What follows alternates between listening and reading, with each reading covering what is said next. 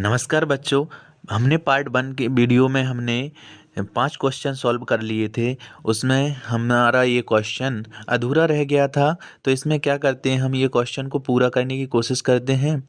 इसमें क्या दिया गया है, 90 ग्राम जल में 1.8 ग्राम ग्लूकोज का मोल प्रभाज निकालना है। ठीक है, तो हम सबसे पहले क्वेश्चन में ये तो कर चुके थे। पहले क्या ब्ले का भार कितना दिया था, अपने लिए दिया है 1.8 ग्राम दिया है। ठीक है बच्चों, अब क्या दिया है, ब्ले का जो अणु भार है, अणु भार को हम निकाल लेंगे, यानी C6H12O6 का जो अणु भार आएगा वो कितना आएगा, 180 ग्राम आएगा। ठीक है, फिर क्या है, विलायक का जो भार है ना, विलायक का जो भार, तो अपना विलायक का जो भार है यानी किसका, H2O का जो भार है वो कितना दिया है, विलायक का भार अपने लिए ऑलरेडी दिया गया है। कितना दिया है, 90 ग्राम दिया गया है बच्चों। ठीक है, और विलायक का अणु भार यानी आप लोगों को पता होगा, यानी जल का जो अणु भार होता है वो कितना होता है, यानी 18 होता है।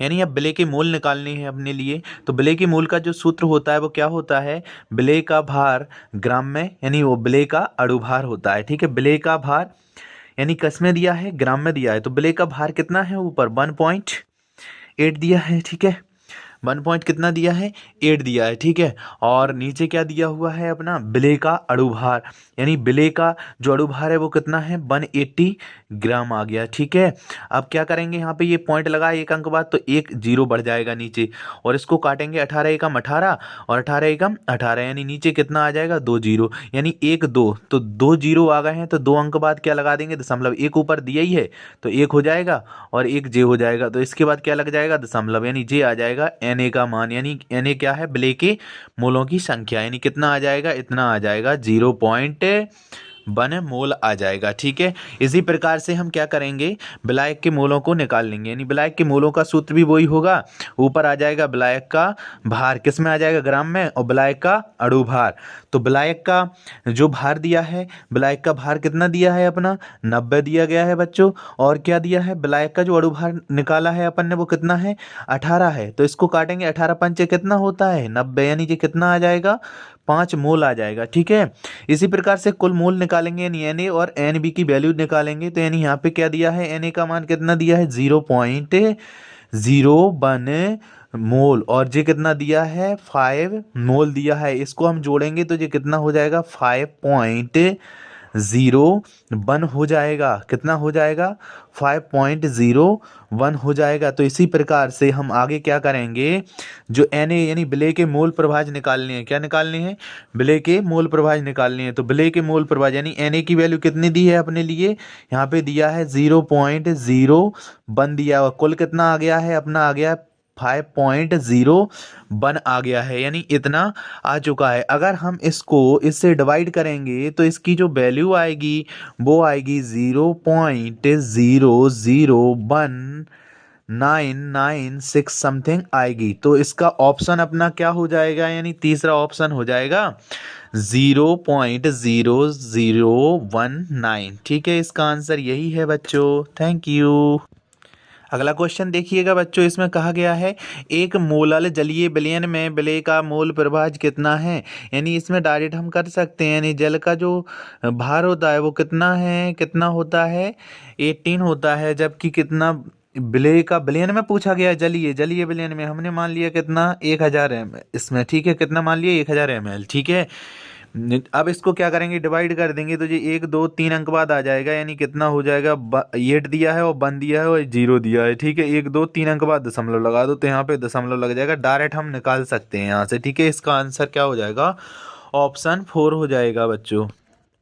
बच्चों अब अगला क्वेश्चन देखना है अपने लिए 8वां। जे क्या दिया है, Na2CO3 के 0.2 मोलर विलयन के 500 ml के लिए आवश्यक मात्रा है, यानी मात्रा बतानी है इसमें, यानी मोलरता इसमें कितनी दी है अपनी, वो दी है 0.2 मोलर। ठीक है, और इसमें विलयन का जो आयतन दिया है, जो विलयन का जो आयतन है वो अपना कितना दिया गया है, 500 ml दिया गया है। ठीक है, और आपको पता है जब भी आयतन ml में दिया होता है तो ऊपर 1000 से गुणा करते हैं, जो अपना मोलरता का सूत्र हुआ करता था। इसी प्रकार से इसका जो अणु भार निकालेंगे Na2CO3 का, तो ये आ जाएगा कितना, 106 ग्राम प्रति मोल आ जाएगा।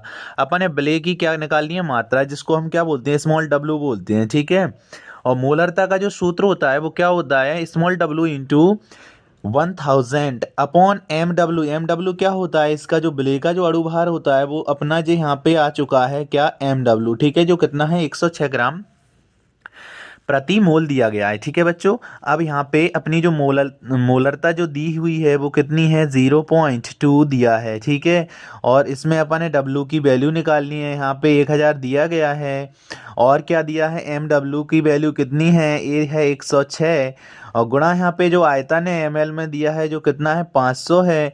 इसको हम डायरेक्ट लिख सकते हैं, क्या लिख सकते हैं 500 दूनी कितना हो जाएगा 1000 हो जाएगा। इसको हम काट सकते हैं, 2 एकम कितना हो जाएगा 2 हो जाएगा, यानी जे इधर क्या बचेगा 0.1 बचेगा और इधर क्या बचेगा W बटे में कितना बचेगा 106 बचेगा।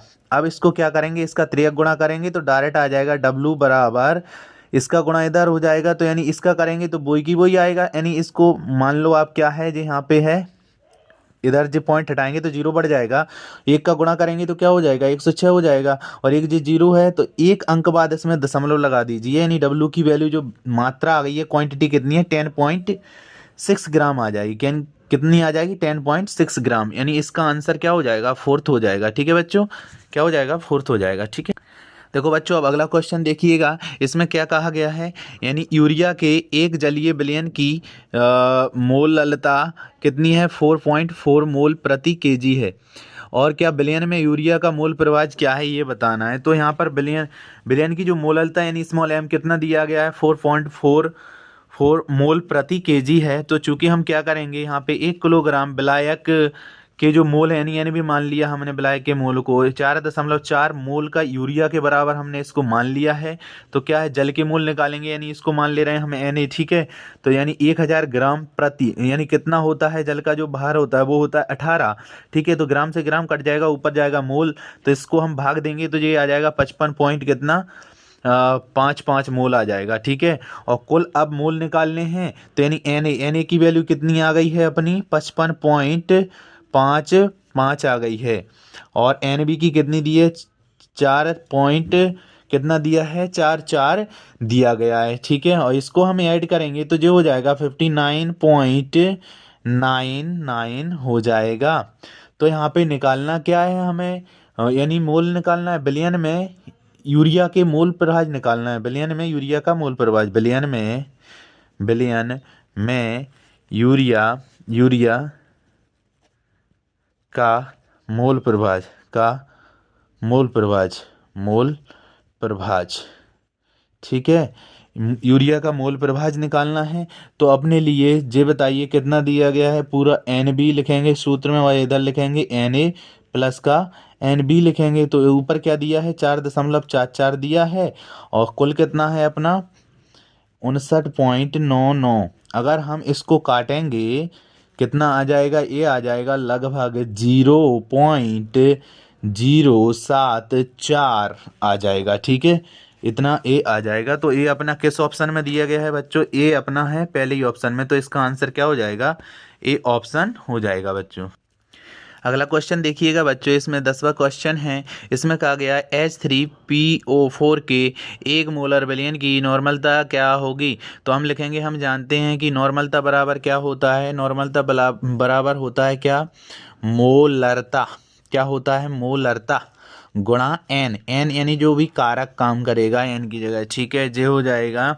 तो अपना क्या दिया है यहाँ पर H3PO4 दिया है, अगर हम इसको तोड़ें तो ये क्या हो जाएगा, कैसे टूटेगा 3H प्लस में टूटेगा और क्या टूटेगा PO4 का 3-। ठीक है, यानी यहाँ पे n की जो वैल्यू है, यहाँ पे कितने आयन काम कर रहे हैं, वो कर रहे हैं कितने 3 आयन काम कर रहे हैं, तो n की वैल्यू कितनी हो जाएगी यहाँ पे 3 हो जाएगी और अपनी m की जो वैल्यू दी हुई है वो कितनी है, मोलरता की जो वैल्यू दी हुई है इसका मान दिया है 1 दिया है। ठीक है, तो इसमें हम सूत्र लगाएंगे, यानी नॉर्मलता बराबर क्या होता है, ऊपर लिखा हुआ है ये सूत्र, नॉर्मलता बराबर होता है मोलरता का मान 1 है और n की वैल्यू कितनी है 3 है, तो 3 एकम कितना हो जाएगा 3 और ये अपना क्या हो जाएगा आंसर हो जाएगा।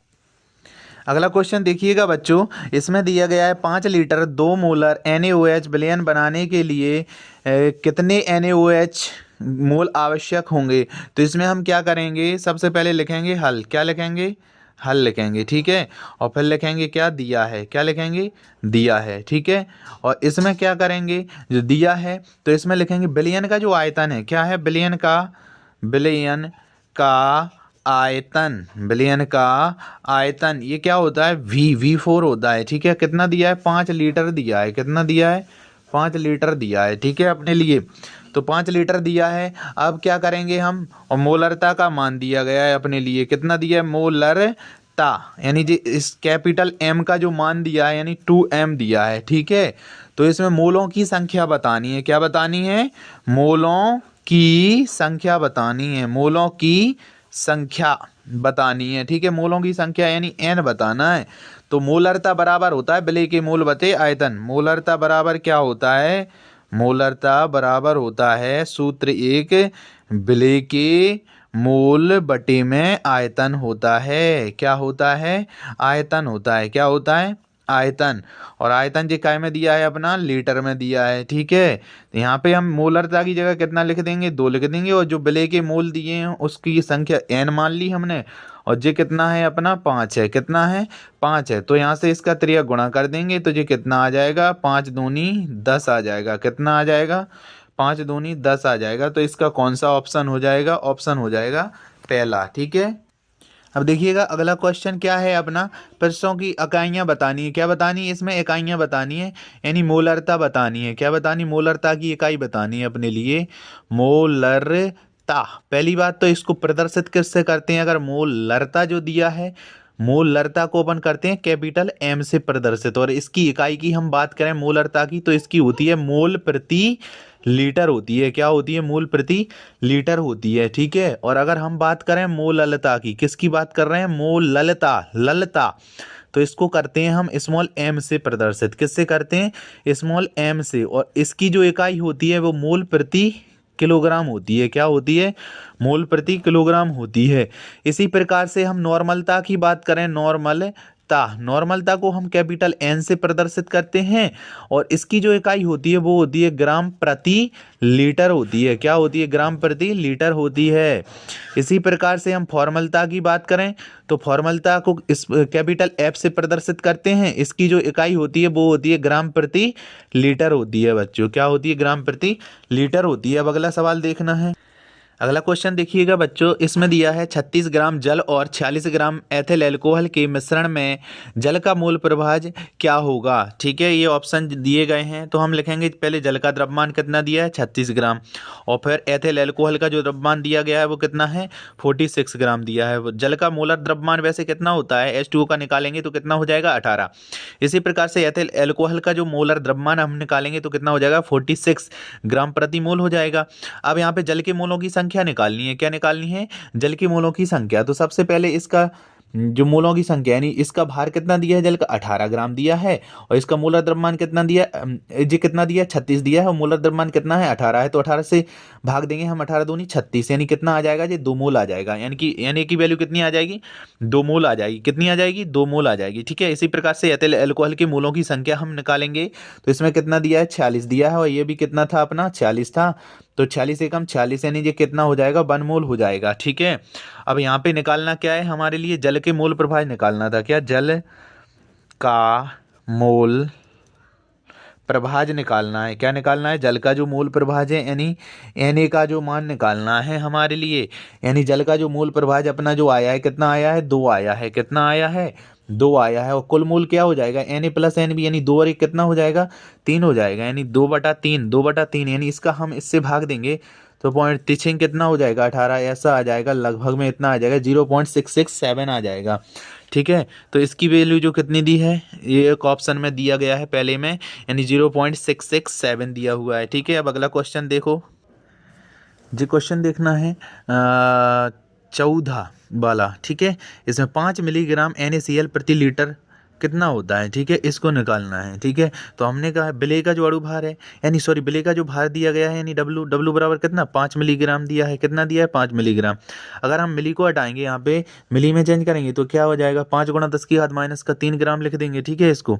इसी प्रकार से विलयन का जो आयतन दिया हुआ है, वॉल्यूम, वॉल्यूम कितना दिया 1 लीटर, अगर इसको ml में चेंज करेंगे तो क्या हो जाएगा 3 जीरो लग जाएंगे कि नहीं, यहाँ पे आयतन क्या हो जाएगा 1000 ml हो जाएगा।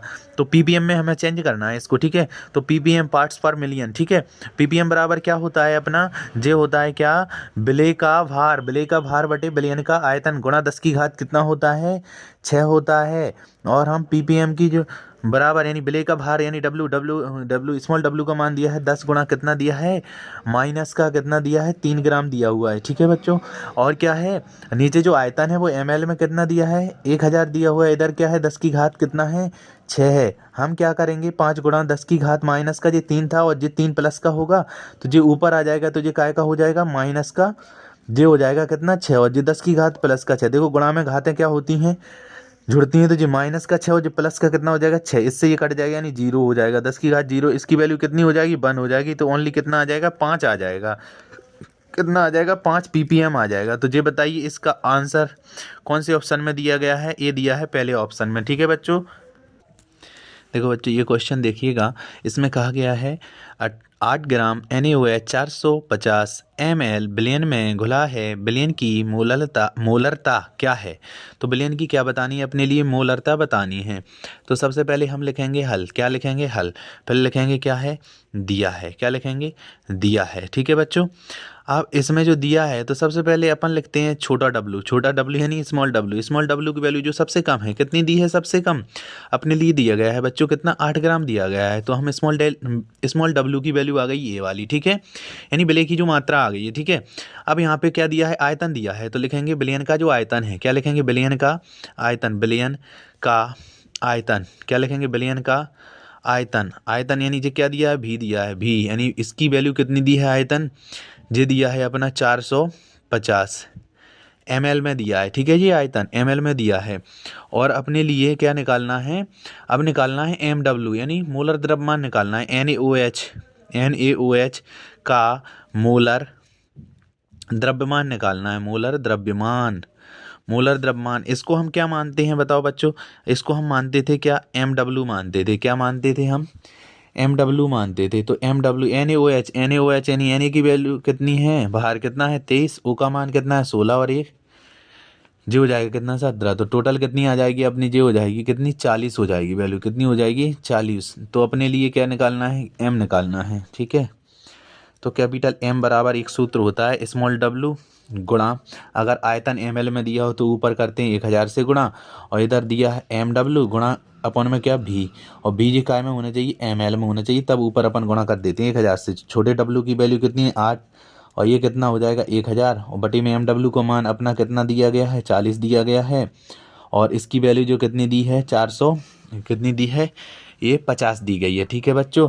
तो इसमें क्या करेंगे हम इसको काट देंगे किससे 8 से, 8 पंचे कितना हो जाएगा 40 हो जाएगा, और एक जीरो से अपना क्या कट जाएगा ये जीरो कट जाएगा, और 5 से काट देंगे 5 दूनी 10 और एक जीरो का जीरो, फिर काटेंगे 5 से, तो 5 चौको 20 और 5 नाम 45 से नीचे कितना आ जाएगा 4/9 आ जाएगा, और जो 4/9 का हम जैसे ही भाग देंगे तो ये आ जाएगा 0.0 लगा देंगे, यहाँ पे पॉइंट लगाएंगे तो जीरो बढ़ जाएगा, तो 9 चौको कितना हो जाएगा 36, ऐसे ही जाता रहेगा 9 चौको 36 9 चौको 36, यानी ये क्या हो जाएगा मूल प्रति लीटर हो जाएगा, ठीक है।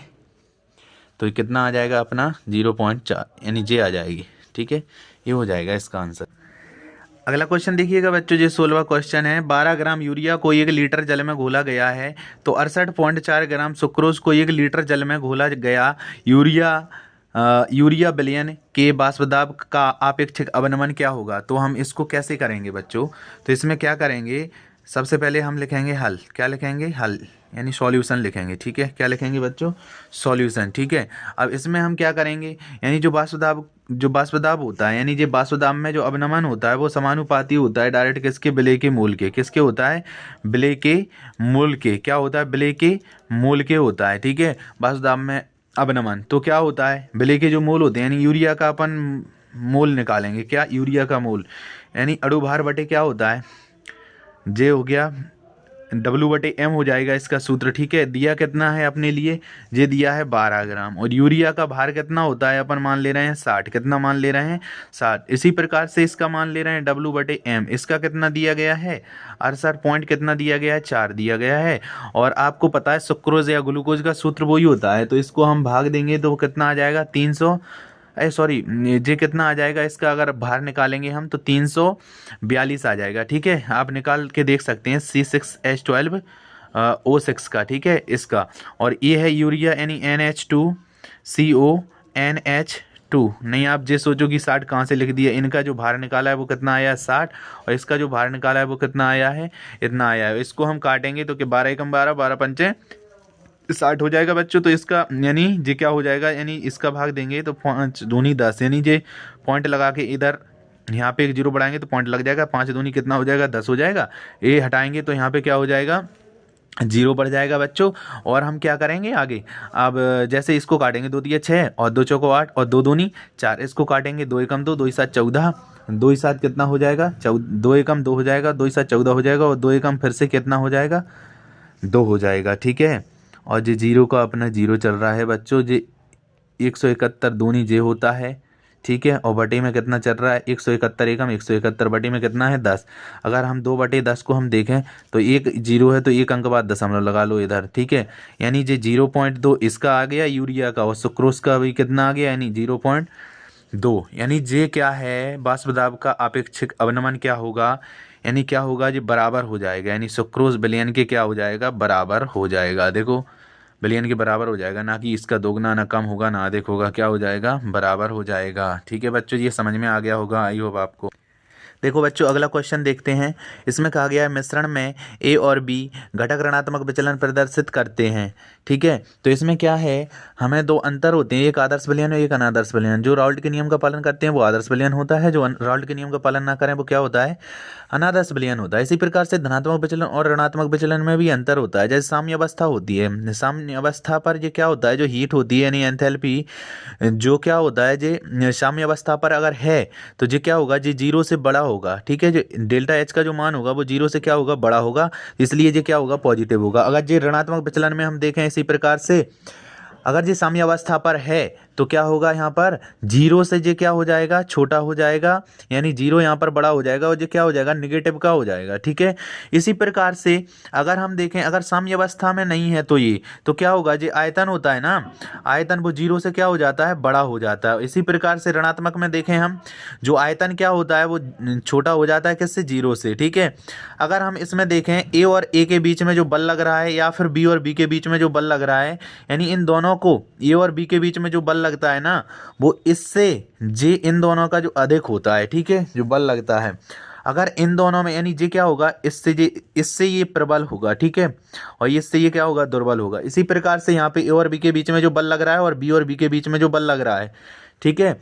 इसी प्रकार से कैसे ए और बी के बीच में और बी और बी के बीच में, यानी ए और बी के बीच का जो बल होगा वो ज़्यादा होगा किससे, इन दोनों के बल से, ठीक है, जे ज़्यादा होगा, ठीक है। तो ऑप्शन में देखें हम क्या दिया गया है, जे है क्या नहीं है, ये है क्या नहीं है, ये भी आकर्षण बल ये व बी के आकर्षण बीच यानी दुर्बल है क्या नहीं है। यानी हम यहाँ पर देखेंगे, यानी अपन ने बताना है ऋणात्मक विचलन वाला ये वाला ऑप्शन बताना है, तो ये वाला वेरीफाई ये करेगा ए और बीच के आकर्षण बल, ए और बीच वाला यानी जे वाला, ए और बी वाला, और ए ओ के बीच यानी बी बी आकर्षण से प्रबल है, यानी बी बी और ए बी के आकर्षण बल से कौन सा प्रबल है, जे वाला, ए से बी के बीच का बल, ए से बीच का बी के बीच का बल, जे यहाँ पे कॉमा लगा हुआ है तो ये प्रबल है, इसलिए जे आंसर क्या हो जाएगा अपना ये चौथा हो जाएगा, ठीक है बच्चों। देखो बच्चों अगला क्वेश्चन देखो, इसमें क्या दिया गया है, जो 273 केल्विन पर 3 मोल प्रति लीटर सांद्रता वाले यानी जो विलयन का प्रसरण दाब है वो वायुमंडल में है, यानी वायुमंडल में बताना है इसका। तो सबसे पहले हम क्या करेंगे, हल लिखेंगे, फिर क्या लिखेंगे, जो दिया है वो लिखेंगे, ठीक है। अपने लिए दिया क्या गया है, अपने लिए टेम्परेचर दिया है, यानी टी की वैल्यू दी है, यानी 273 केल्विन दिया गया है, ठीक है। और कैपिटल एम की वैल्यू कितनी, मोलर कितना दिया है 3 मोल प्रति लीटर दिया गया है, ठीक है। क्या दिया गया है 3 मोल प्रति लीटर दिया गया है। और अपन ने प्रसरण दाब ज्ञात करना है, यानी पाई की वैल्यू क्या करनी है ज्ञात करनी है। चूंकि ये होता क्या है, ये पाई यानी भी बराबर क्या होता है NRT होता है। अगर हम पाई की वैल्यू जो निकालें ना ये क्या हो जाएगा N/V हो जाएगा, और ये क्या हो जाएगा RT हो जाएगा। मोल बटे आयतन ये क्या होता है बताओ, मोलरता होती है कि नहीं, तो इसकी जगह क्या आ जाएगा कैपिटल M आ जाएगा, और ये क्या हो जाएगा RT। ये कहाँ से आ गया तो लिख देंगे चूंकि, यानी ये कैपिटल M बराबर क्या होता है N/V होता है। ठीक है, यहाँ पे ऐसे लिख सकते हैं इसको।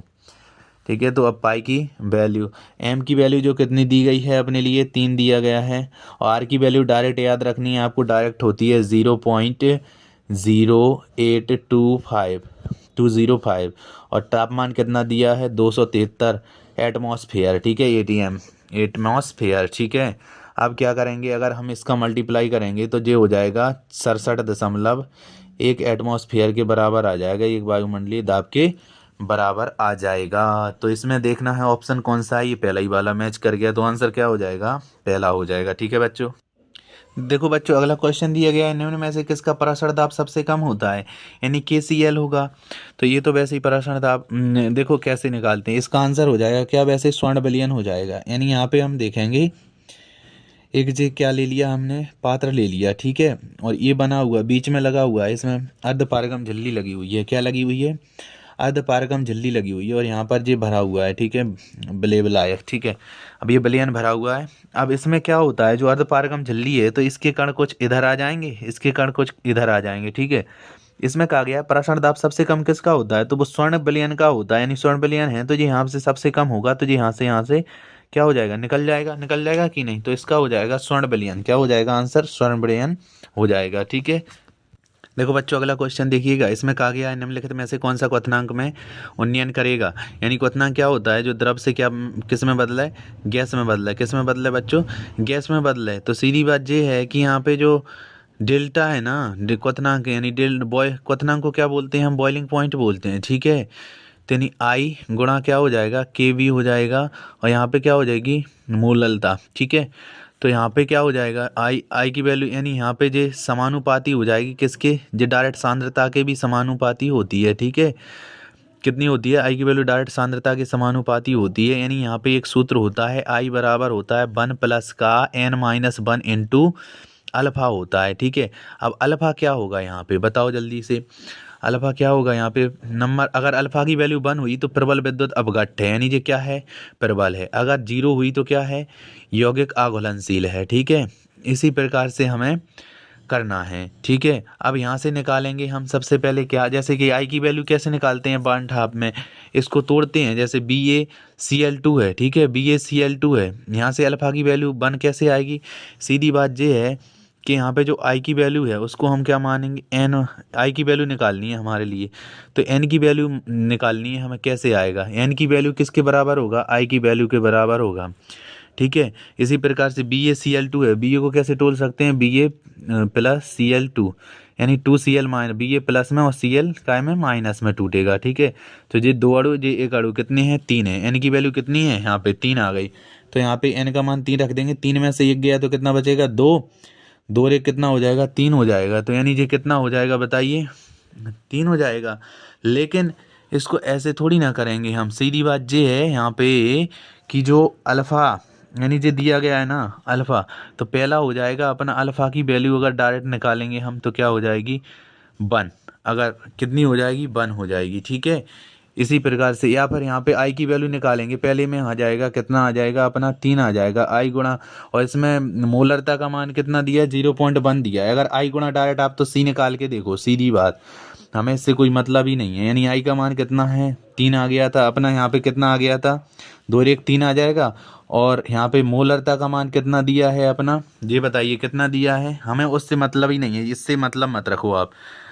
यहाँ पे जैसे m का मान दिया है, कितना दिया है अपना, ये दिया है पहले ऑप्शन में 0.1 m, 0.1 m, आई को मान कितना दिया है 3, तो इसको कैसे निकाल सकते हैं, जो हो जाएगा 0.3 हो जाएगा कि नहीं, गुणा करेंगे। इसी प्रकार से हम अगला देखेंगे, ग्लूकोज का कितना आई का मान, डायरेक्ट ये टूटता नहीं है आयनों में, इसका आई का मान कितना होगा 1 होगा, सुक्रोज का भी कितना होगा 1 होगा।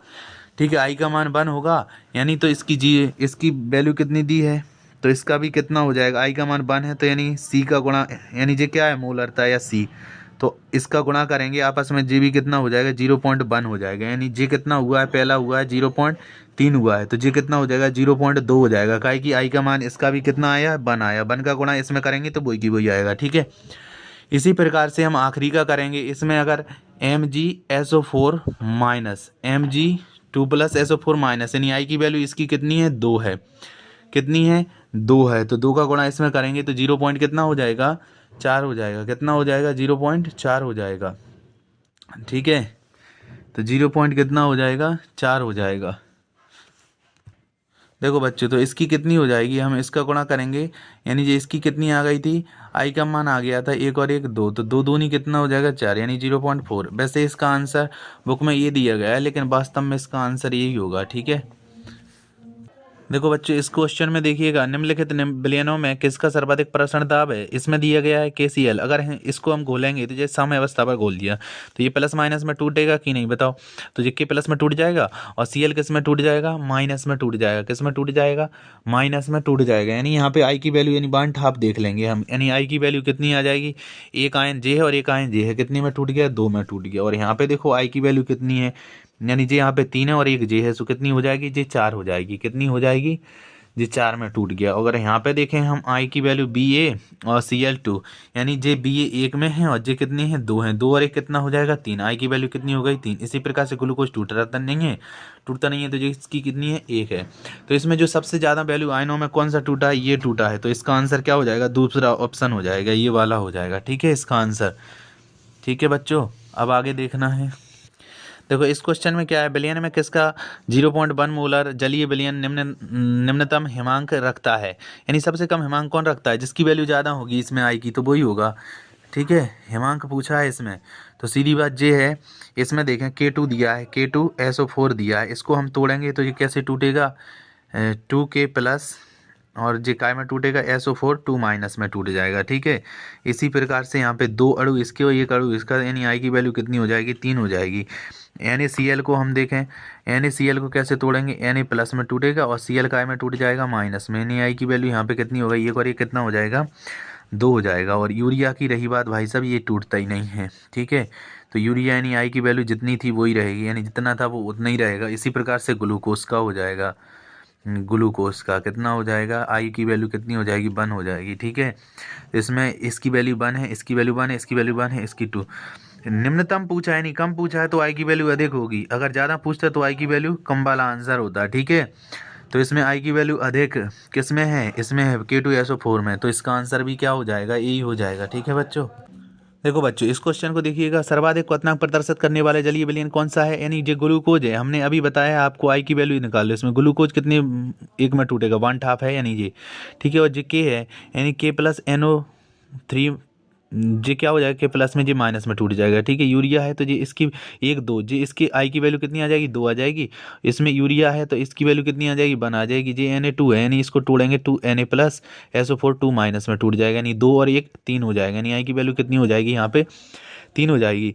बस आई गुणा एम कर दो, आई गुणा एम। एम की वैल्यू कितनी दी है, यहाँ पे 0 पॉइंट कितना दिया है, 0 पॉइंट दिया है, 015 दिया है। ठीक है, ये पहला ऑप्शन है। और दूसरे ऑप्शन में क्या दिया है, इसका गुणा करेंगे तो वही की वही आ जाएगा। ठीक है, जे की जे। और 0.01 में क्या दिया है, आई की वैल्यू 2 है, इसका गुणा करेंगे तो 2 एकम 2, 0 का 0, 0 का 0 जे आ जाएगा। और तीसरे में निकालेंगे, आई की वैल्यू 2 है और यहाँ पे जे कितना दिया है, जे दिया है, यानी कितना दिया है, 2 गुणा 0.015 दिया है, यानी 2 पंचे कितना हो जाएगा, 10, यानी 2 एकम 2 और 1 कितना हो जाएगा, 3 और 0 का 0 हो जाएगा। ठीक है, यानी 2 पंचे 10, हासिल आई 1, 2 और 1 3 और जे 0 का 0 ऐसे आ जाएगा। ठीक है, और चौथा निकालेंगे हम, आई की वैल्यू कितनी है, 3 है, 3 का गुणा करेंगे 0.01 में करेंगे तो ये कितना आ जाएगा, 3 का 3, 0 का 0 और जे इसका ये। तो ये बताइए, इसमें पूछा गया जलीय विलयन सबसे ज़्यादा किसका होगा, तो इसमें किसका होगा, तो ये बताइए ज़्यादा मान किसका आ रहा है, 0. आ रहा है या जे आ रहा है